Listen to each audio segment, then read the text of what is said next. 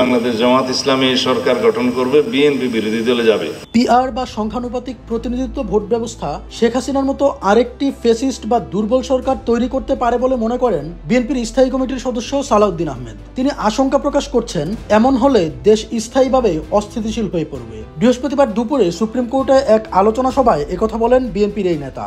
বাংলাদেশে সবসময় যেন অস্থিতিশীল পরিস্থিতি থাকে এবং সরকার ব্যবস্থায় স্থিতিশীলতা না আসে এবং কখনো বাই মেজরিটি কোনো পার্টি ইলেকশন না। যারা কম জনপ্রিয় তাদের জন্য পিআর লাভজনক জানিয়ে সালাউদ্দিন আহমেদ বলেন, পিআর চাওয়ার একটি উদ্দেশ্য হলো বেশি সিট পাওয়া, আরেকটি উদ্দেশ্য হচ্ছে দেশে অনৈক্য ও অস্থিতিশীল পরিস্থিতি তৈরি করা, যাতে মেজরিটি পার্টি ক্ষমতায় না আসতে পারে। RICL TMX, যুগের পর যুগ স্থাপনা থাকে মজবুত। বিএনপির এই নেতা আরো বলেন, কোন পদ্ধতিতে ভোট হবে তা সংবিধানে স্পষ্ট বলা আছে।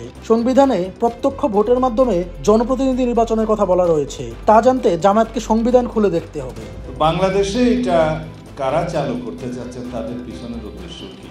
একটা উদ্দেশ্য তো অবশ্যই আছে, যাতে কিছু সিট বেশি পায়।